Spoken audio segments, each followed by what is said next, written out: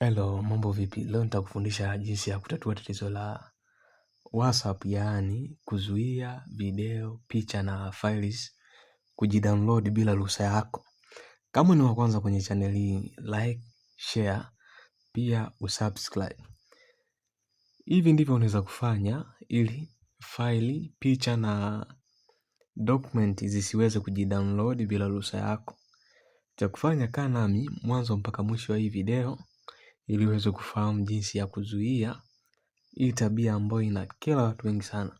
Cha kufanya, fungua WhatsApp, kisha uende kwenye icon 3, kisha utaenda setting, utascroll chini mpaka sehemu ya storage and data. Sehemu hiyo utakuta option 3 ambazo utazima au kuwasha ili kuzuia picha, audio, video au document kutojidownload kabisa.